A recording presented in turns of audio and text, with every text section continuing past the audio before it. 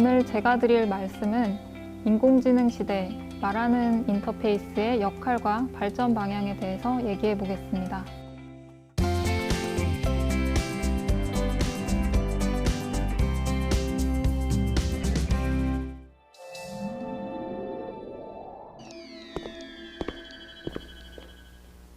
안녕하십니까. 청각 기반의 커뮤니케이션과 오디오 콘텐츠 플랫폼을 만드는 박현아입니다. 만나 뵙게 돼서 반갑습니다. 몇 년 전에 개봉한 영화 허에서 주인공이 목소리로만 대화하는 OS와 사랑에 빠졌던 스토리 기억하시는 분들 많으시죠? 네, 또 영화 아이언맨에서 주인공이 수트를 입고 자비스라는 가상 비서에게 명령을 내렸던 것도 기억하시는 분들 계실 겁니다. 이 두 가지 영화의 공통점은 바로 음성 기반 가상 비서가 주인공에게 중요한 역할을 해주고 있다는 점입니다. 10년 전만 해도 컴퓨터에게 말을 거는 것은 낯선 장면이었는데요. 이제는 우리에게 익숙한 생활 방식이 되고 있습니다. 대표적인 말하는 인터페이스인 인공지능 기반 가상 비서는 사용자의 명령에 따라서 적절한 대답을 하거나 아니면 외부에서 대답을 가져와서 대답을 제공하는 방식입니다. 국내에서는 2016년 이후 그리고 해외에서는 2014년 이후에 우리가 아는 거의 모든 IT 기업들이 인공지능 음성 기반 가상 비서를 출시했는데요. 미국에서는 2025년까지 약 75%의 보급률을 달성할 전망이라고 합니다. 이것은 휴대폰이나 TV의 대중화 속도보다 더 빠른 속도입니다. 우리는 컴퓨터와 어떻게 소통할까요? 과거에는 까만색 도스 창에 사용자가 직접 명령어를 타이핑해서 컴퓨터와 상호작용을 했습니다. 그 이후에는 스크린, 그래픽 기반으로 메뉴를 클릭하거나 아이콘을 클릭해서 이 컴퓨터와 상호작용하는 방식을 사용했습니다.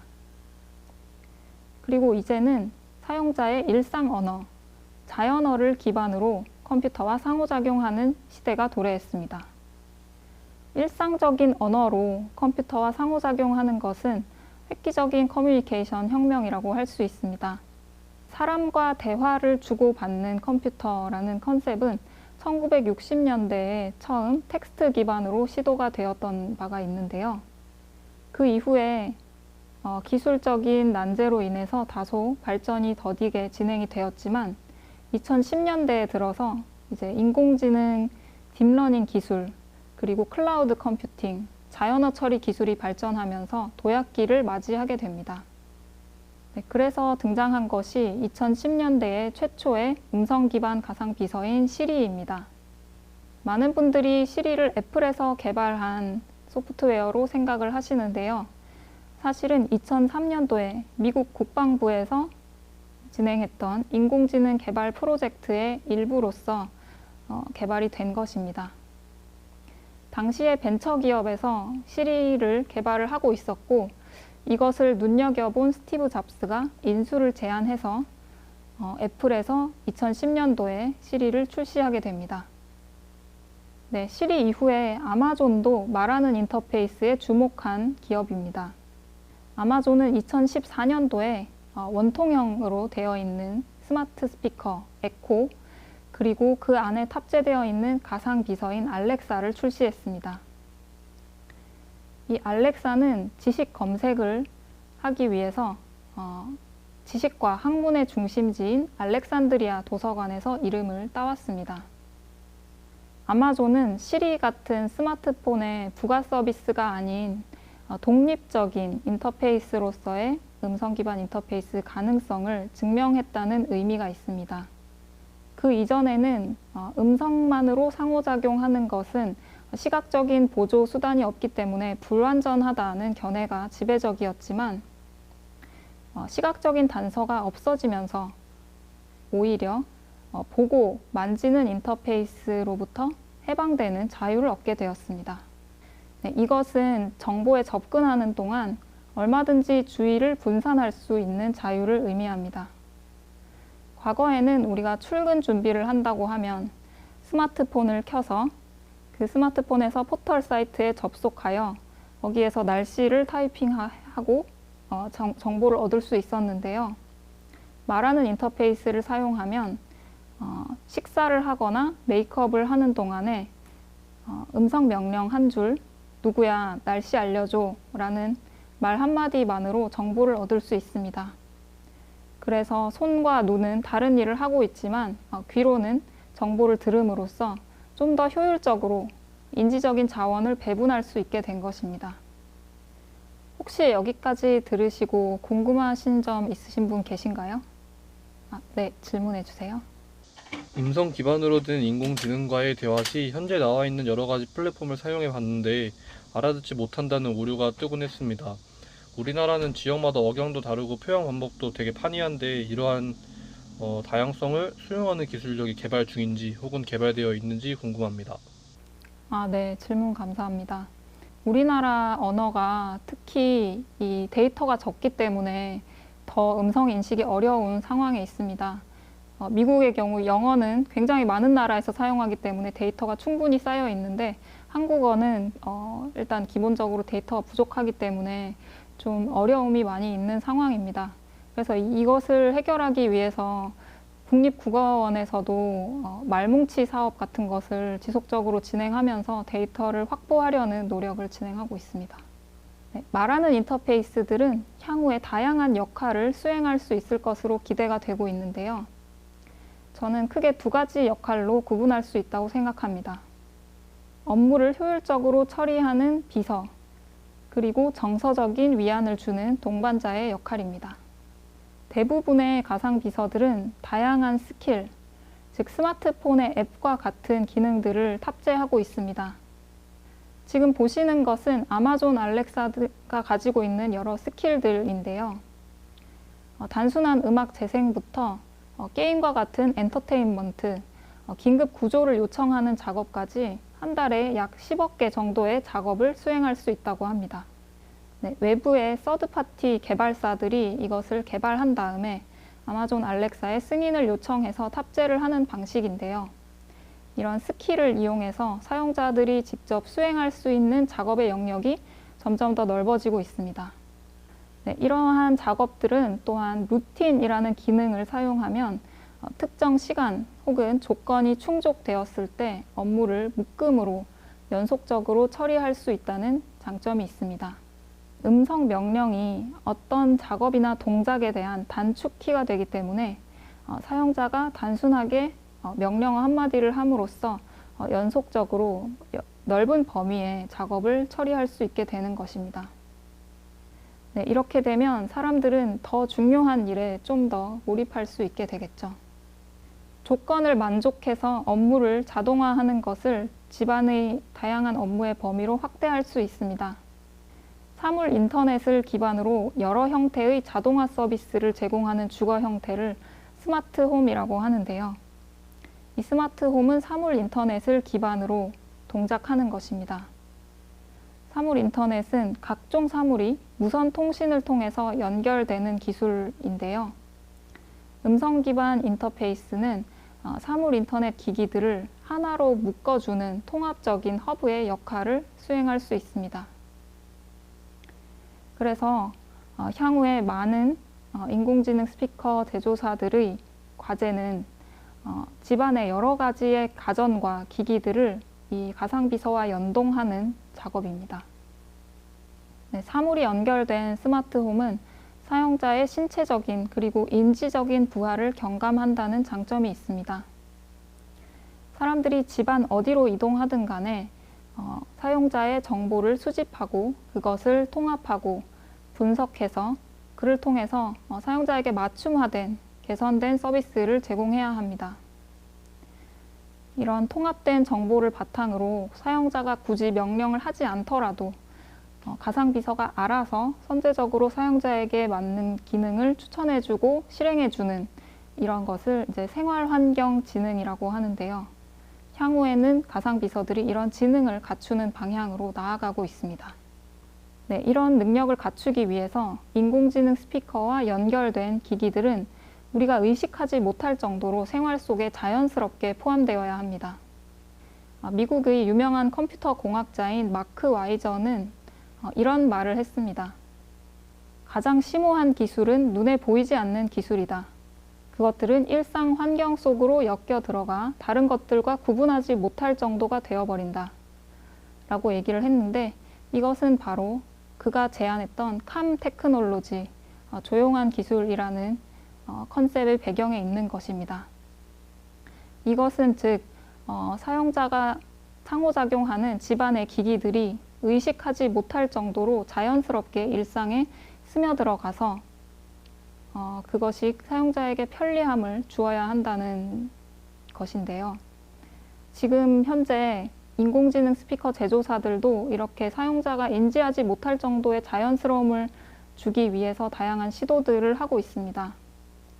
아마존 알렉사의 경우에는 최근에 안경 속에 인공지능 가상 비서를 탑재하기도 하였고, 또 몇 년 전에는 집안에 있는 콘센트에 가상 비서를 탑재하는 시도를 하기도 했습니다. 이런 것을 보면 향후에 가상 비서가 어떤 방향으로 발전해 나갈 것인지를 짐작할 수 있습니다. 정서적인 역할로는 사회적인 기계이자 정서적인 동반자, 친구의 역할을 할 수 있습니다. 인공지능 스피커는 거의 모든 사람들이 할 수 있는 말을 이용하기 때문에 기술에 지식이 없거나 취약한 계층들, 노약자나 어린이, 그리고 시각장애인들도 접근할 수 있다는 장점이 있습니다. 인공지능 스피커는 기술에 친숙하지 않은 고령층에게 진입장벽이 낮고 그들이 취약한 건강관리나 정서적인 측면에서 도움을 줄 수 있습니다. 고령층의 자녀와 친구의 부재로 인한 정서적인 허전함을 메우는 역할도 하는데요. 홀로 지내는 노인분들이 가상 비서를 손자처럼 여기는 사례들도 존재하고 있습니다. 네, 어린이의 경우에는 언어를 빨리 배우고 사회화해야 한다는 발달 과업이 있는데요. 그런 측면에서 지속적으로 인내심 있게 말을 들어주어야 하는 대화 상대가 있는 것이 좋습니다. 가상비서는 그런 점에서 어린이와 대화를 지속적으로 해줄 수 있는 친구가 될 수 있습니다. 네, 그리고 영화에서처럼 좀 더 정서적인 역할도 향후에는 할 수 있을 것으로 기대되고 있는데요. 이미 일본에서는 가상비서의 캐릭터와 결혼식을 올린 젊은이의 사례들도 있습니다. 일본에서는 그런 케이스가 무려 3,700명에 달한다고 합니다. 여기까지 들으시고 혹시 궁금하신 점 있으신 분 있나요? 네, 질문해 주세요. 네, 질문이 있습니다. 할이라는 영화를 보면 단순히 인공지능과의 소통이 아니라 대화를 통해 그 사람의 감정까지도 이해하는 내용을 볼 수 있습니다. 이러한 감정 소통은 어떤 기술이 발전되어야 가능할지 기술적인 측면에서 견해를 듣고 싶습니다. 그 허에 나온 챗봇 같은 경우에는 규칙 기반이 아닌 딥러닝 기반의 챗봇이고요. 그런 챗봇을 구현하기 위해서는 두 가지 방법이 있는데, 하나는 문장을 인공지능이 직접 조합해서 생산해내는 방법이고, 하나는 엄청나게 많이 쌓여있는 데이터 속에서 가장 적합도가 높은 대답을 추려내서 그것을 대답으로 연결하는 그런 방법입니다.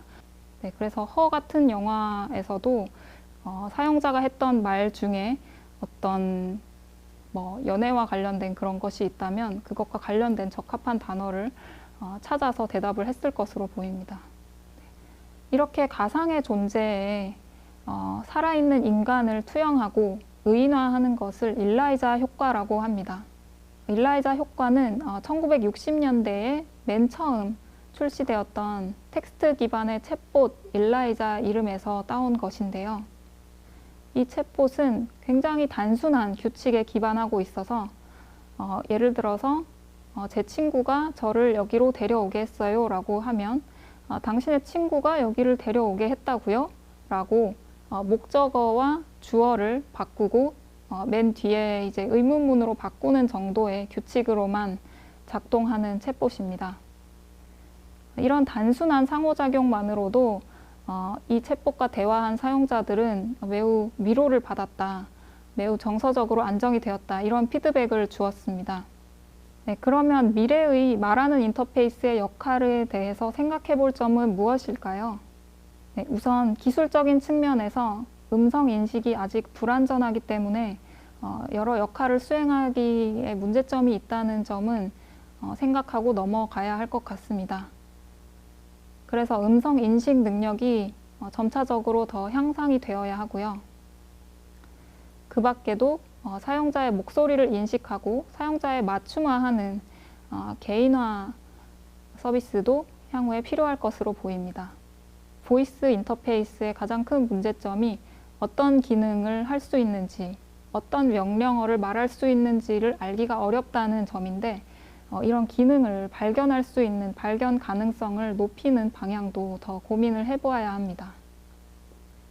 네, 이러한 기술적인 한계 극복과 더불어서 앞으로 어떻게 활용이 되어야 하는지에 대해서도 우리가 고민을 해봐야 하는 지점인데요. 네, 스티브 잡스는 제품이 실제로 나오기 전까지 사용자들은 자신이 무엇을 필요로 하는지 모른다라는 말을 했었습니다. 네, 그리고 또 하나 생각해 볼 점은 우리가 이런 기술을 통해서 편리함을 얻는 대신에 잃게 되는 것들이 있습니다. 직접 물리적으로 이동을 해서 불을 끌 수 있는데도 가상비서에게 음성 명령을 통해서 수행을 한다면 인간은 조금도 움직이지 않고 좀 게을러질 수도 있습니다. 네, 이것 때문에 이런 가상비서가 우리를 게으르게 하고 자율성을 침해한다라는 얘기도 나옵니다. 네, 그렇지만 저는 인공지능 기술은 우리가 어떤 주어진 목표를 달성하는 새로운 루트를 제공한다고 생각합니다. 이 새로운 루트는 연관되어 있는 다른 기회도 만들어줄 수 있는데요. 예를 들어서 음성으로 불을 끄는 것 때문에 이제 원거리에서 말로 명령해서 제어를 할 수 있는 스마트 전구들이 더 많아질 수도 있겠죠. 그럼에도 불구하고 우리가 인간의 자율성을 침해하지 않는 선택지를 충분히 제공하는 것도 고려해야 할 필요가 있습니다. 네, 그리고 가상비서가 실제 우리 삶에 들어오면서 현실의 친구나 주변 사람들을 대체할 수도 있다는 우려도 있습니다. 그리고 이런 가상의 존재에게 감정적인 의존을 하는 것에 대해서도 문제가 있을 수 있다는 시각이 있는데요. 이렇게 감정적인 위로가 필요한 사람들이 당장에 이 가상비서를 통해서 어떤 행복감과 위안을 얻을 수 있다면 그 위안은 인생의 다른 영역에도 퍼져나가서 긍정적인 영향을 전반적으로 미칠 수 있기 때문에 가상비서를 통해서 위안을 얻는 것도 충분히 장려되어야 할 가치가 있다고 생각합니다. 음성 기반 가상비서로 인해서 사람들이 자연어 그리고 청각 기반 커뮤니케이션에 앞으로 더 친숙해질 것이라고 전망하고 있습니다. 이제는 누구나가 무선 블루투스 이어폰을 귀에 꽂고 있고 그리고 SNS와 유튜브 같은 영상 콘텐츠의 주의력이 뺏기고 있습니다. 이런 상황에서 음성 기반의 상호작용은 우리의 중심적인 지각이 아닌 주변적인 지각에 소구함으로써 좀 더 우리가 효율적으로 인지적 자원을 배분할 수 있는 효과를 줍니다. 그리고 이렇게 인지적 자원을 배분하는 것이 향후에 더 많은 기회를 줄 것이라고 생각합니다. 이것으로 제 강연을 마치겠습니다. 감사합니다.